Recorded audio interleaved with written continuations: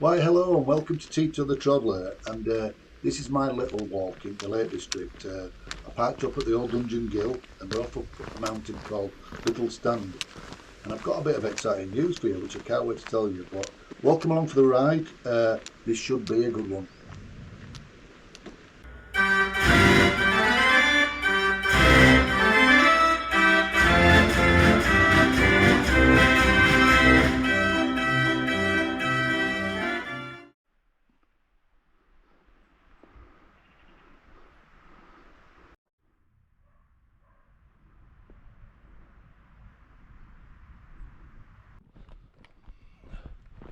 So what is my exciting news? Well, I can tell you now, you're going to be absolutely astonished. In fact, I'll go as far to say you're not going to believe it. In fact, I'll go as far to say is you're going to be as shocked as what I am. You're just simply not going to be able to believe it. Yes, it's right. I've got a new tent. Another I hear you cry. Yes, that's a hat trick this year. 3 new tents. Yeah, quite incredible. Yes, thanks to my generous family for my birthday. They all gave me cold hard cash, and I nearly had enough money to buy this tent. So I put a little bit in, and we've got there. So I wanted to carry it before winter, so I could get cracking with it, as we are going to do today. But not only that, and you're definitely not going to believe this, it's not a tarp tent. And more unbelievably, it's not a Hilleberg. But it does take me up to 5 tents. And that really is it. No more. Absolutely no more. There's no more gaps. There's no more gaps in what I require. So that's it. No more. Unless, of course, I get rid of one. And then we're, of course, into Oliver territory. More. So what is it then? Well, I'm afraid I'm just going to tease you for a little bit longer, because you've got to stay tuned to find out. Right, so all will be revealed shortly, but today I'm in the Lake District, and I've got to admit I'm parked up at, I've just come down Great Langdale, and I tried to park at Old Dungeon Gill, but there was nowhere to park for 24 hours, and I've managed to squeeze into New Dungeon Gill car park in a bit of a precarious spot. I'm not inside a box, but I think I'm alright, and I've paid my money, so 24-hour parking paid for. But I'll tell you now, it was the last space available, and really it wasn't even a space at all. So hopefully when I get back out clamped, but committed really, but very, very busy. See a lot of walkers already here, so I'm lunchtime. I'm coming late to try and, you know, not pitch up too early, but yeah. So that's where we are, and we're over in the Langdale Valley, so we've just come past all the Langdales and a pike of stickle up in the distance there. So and we're going to go to a little fell called Little Stand, which is on the other side of Cold Pike. So we've got Kringle Crags and Bowfell in front of us, Stool End Farm. I'm telling you now, if this weather stays like this, because there's hardly a breath of wind, this is going to be a really, really, really incredible camp. But I'm glad you're on for the ride.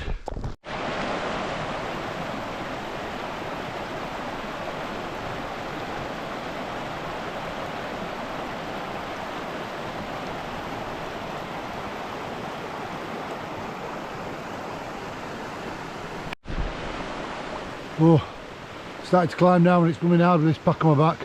Got a bit of weight on here. Even though I'm stopping at the side of a tarn, I'll be taking some water with me just in case. Yeah, quite a heavy pack, obviously with it being winter. So yeah, we've got to climb right out of this hole.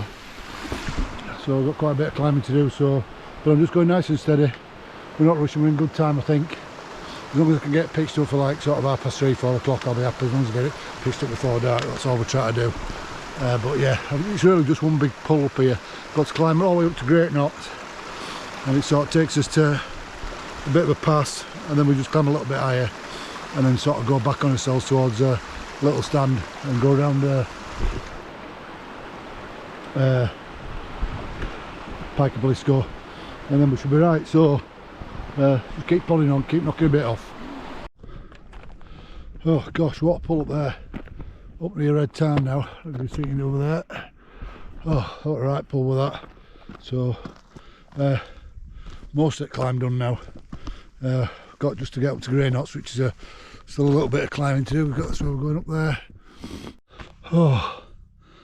Oh dear me, I tell you what, absolutely exhausted.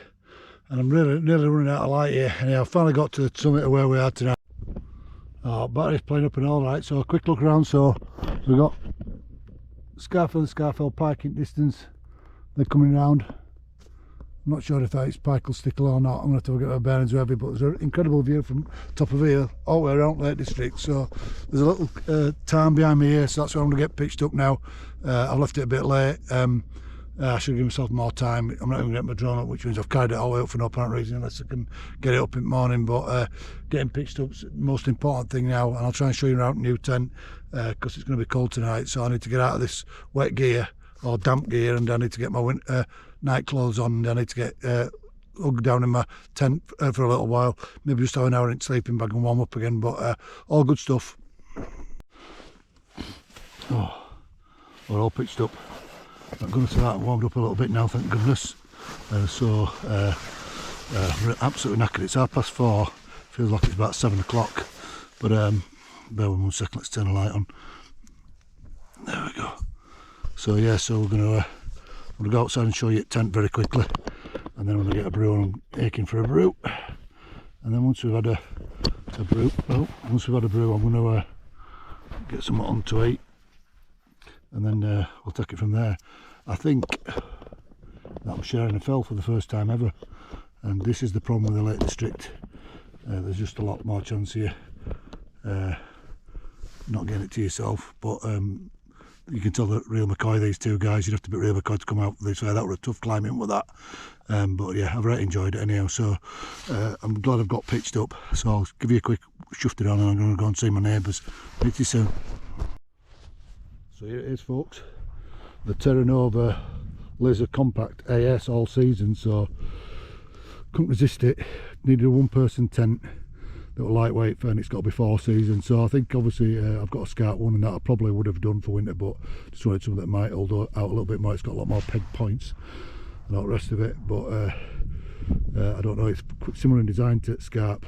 It does look really, really well made, but only time will tell. It was a bit of an indulgence, and we'll see how we go. But yeah, all good stuff. I'm not going to show you too much yet, you can really see, but to Scarfell and Scarfell Pike. But yeah, really cold. I've got somebody sat up on trig points still at the moment. I don't know if they're wild camping or not. Anyway, we'll find out. Right, just got a brew on, or got some boiling some water for a brew, and do my pasta. So I've got spaghetti bolognese tonight, so I'll get stuck in at that. I've just been up to see 2 lads I thought were camping, and they're going down to Red Tarn anyhow, and the 2 Army Reserves, called Dougie and Charlie, I think. Terrible with names anyhow. 2 really sound lads who sat there having a drink of port at 5 o'clock at night in pitch black. So really, really good fun. But yeah, so feeling nice and relaxed now. Change of clothes makes a massive difference. This down jacket's superb, so I'm feeling toasty and warm now, which is really, really good. I'm sure when I've had something to eat and a bit of rouge, I'm even feeling even better. So so far so good. And the Terra Nova so far, we already got a bit of condensation on inside and outside of the tent, so frosting up a little bit. So it's going to be a cold one tonight, I reckon, potentially -6. So all good fun. So yeah, just a couple of facts about the old the new tent, the Terra Nova. Yeah, I sort of did a lot of research into this, and I didn't know what to buy. I sort of shied away from a Hilleberg Solo because they're about £1,000 or 900 quid or something like that. And other thing was I found the Alex sometimes in wind a bit of a swine to pitch. So this has been quite a easy setup. The only thing I will say, and a few guys have said it online as well, is there's a lot of bungee cords, and I need to find a way of connecting all these things together, because ideally I want to pitch a bit like with my Alec. I want it that I've got ground sheet permanently in position all the time. But they run these bungees rather than just a loop, and a few people have sort of said it's a bit confusing why they've done that. But other than that, it looks like it's going to tick the boxes, certainly for winter. I mean, obviously, I won't be able to find out tonight because it's really still, so there's no risk of the temp blowing away tonight. But yeah, I mean, it's 1.7 kilos, so it's quite similar to Scarp. So it's relatively lightweight, it's compact in the way that it packs up as well, not just in its design. It packs away quite nicely. But yeah, and it's, you know, made of ripstop D30 nylon, D30 whatever it is anyhow. I think it's a D30 nylon, but you know, it's the strongest material and what have you. And you know, it should do really well. So I'm really pleased with it. Right, on to the joke of the trip. So, bloke goes to doctors and he says to the doctor, he says, doctor, I've got a real problem. He says, every time I fart, he says, it sounds like Honda. He says, sounds like Honda? He says, yeah, it sounds like Honda every time I fart. He says, oh, well, I'll tell you what to do. He says, just walk over to the other side of the room. He says, and let's have a look. So he walks over to the other side of the room. He goes, Honda, Honda, Honda, Honda, Honda, Honda, Honda. Gets to the other end of the room, walks back, Honda, Honda, Honda, Honda, Honda. And the doctor goes, oh, that's quite strange, is that? He says, I don't quite understand what's going on there. He says, wait on a minute. He says, are you a married man? He says, yeah, I am. He says, all right. He says, and is your wife at home at the moment? He says, no, actually, she isn't. He says, she's on a 3-week tour in New Zealand. He went, all right. He says, well, that makes perfect sense. And the man goes, well, what do you mean? He goes, well, he says, it's obvious, isn't it? He says, everybody knows that absence makes the farts go Honda. I'll just leave that there. So yeah, just a couple of factoids. So Little Stand, which is what we're actually camped on tonight, is it's just over 700 metres. I think it's about 720 metres, but it overlooks the Wry Nose Pass. And the Wry Nose Pass has had various names. People thought its name came from the Wry Nose Fell, but in 16th century it was known as Wren Nose Hill. And then a little bit later on, they thought it had come from a Norse meaning, which were Stallion Ridge, because I think the Norse for stallion is Rennie. So they thought maybe that was it.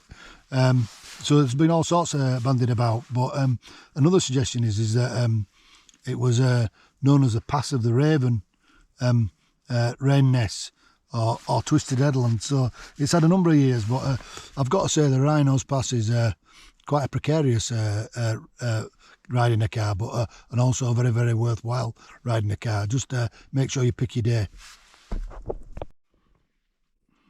Another thing that I want to mention is my old Manchester's pub video has gone absolutely bonkers. It's incredible. It's gone up. We've got 2,900 views, which I'm really pleased about. And it's brought me in a lot more subscribers as well. So I think I'm up to either 182 or 183 now. So there's nearly 200 of us, which I know in YouTube terms is as tiny as a sweat bead on Prince Andrew's head. But other than that, as far as I'm concerned, it's massive. So thank you ever so much. It'd be wonderful. I think if I can get the channel up to sort of like, you know, a good 300 or 400, it'll start to really accelerate. I mean, not that I'm really in it, but it does make it worthwhile when you put videos out there that, you know, people watch them and like them. So that's where we're at to on that. But yeah, thank you ever so much for everybody who's subscribed and also watched that video. It really is very much appreciated. Right, whiskey review time, and tonight I have got this little miniature that I bought by mother and father-in-law, and it's from the Speyside area. And it says something along the line of for all those who like the River Spey, especially those who are keen on fly fishing. This has been made in the traditional crafted whiskey habits or something like that. I can't quite read it because my eyes are dying. But anyhow, let's give it a bash.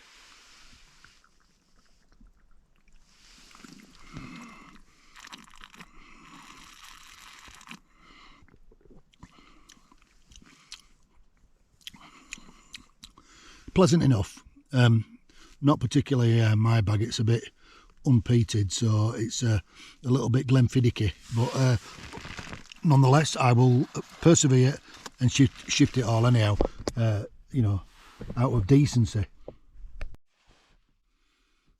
We'll just say, and I mean I should be on commission for sure really, but I will say the show mug on a winter wild camp like this when it's freezing is an absolute must. I mean, I've had a brew on there for 20-25 minutes and it's still toasty warm. So really good buy, insulated mug. Love it to bits. So anyhow, on to another section, another new section. So this new section is going to be the tall story of the week. And the tall story of the week is a remarkable story of James Edward Wilson, who lived in Connecticut in the USA in 1851. And he started as a humble waiter, but then moved on to working on farms before ending up being a cowboy.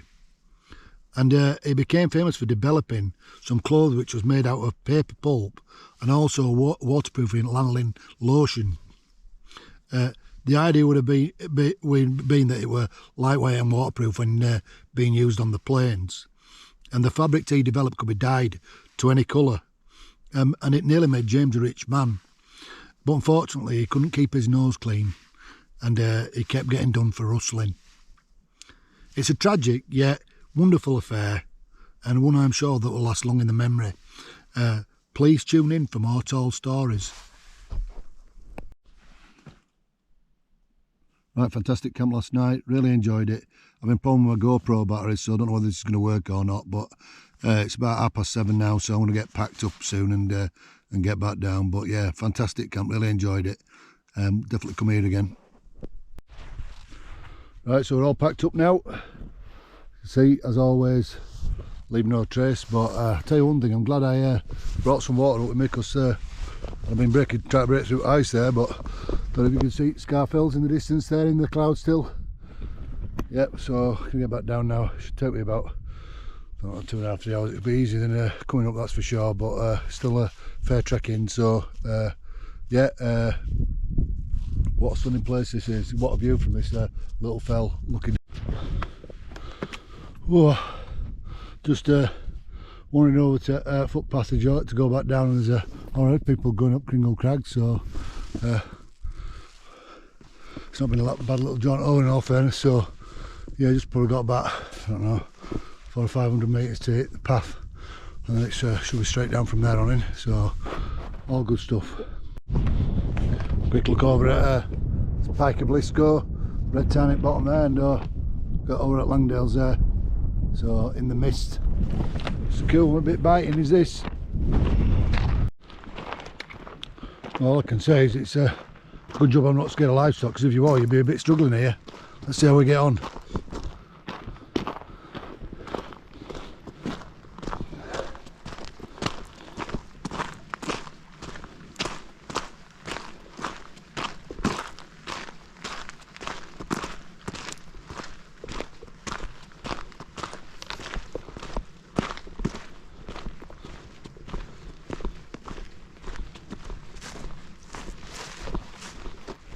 On it.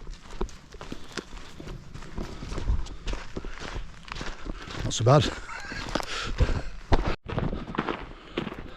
Right, I'm back down now. Just got through Stool End Farm, so just on the track back to the car. So I'm going to wrap this up now. So I just want to say thank you as always for watching. If you can give us a thumbs up, that'd be very much appreciated. And also, if you are a subscriber, if you would subscribe, that'd be absolutely brilliant. The other thing I want to just say is I hope these videos inspire people to get out, because that's what it's all about. So until next time, stay safe, get yourself out there, and don't forget, make the world your lobster. Ta-ta, bye for now. And then I forgot to mention, bit of an afterthought, if you're ever down this neck of woods in Great Langdale, get yourself to Old Dungeon Gill and get yourself to the Hikers or Climbers Bar. It's sort of like an add-on to actual main hotel. I think it used to be an outbuilding or for livestock, I think, at one point, and they converted it into a climber and hikers bar. It's absolutely atmospheric, but you want to go on a long walk and then go in there about 6 o'clock when it's pitch black and you come into the light and you can smell everything like nice food and roaring fire and real ale and smelly boots. It's just absolutely atmospheric. So if you're ever down this way, make sure you go in. It's brilliant.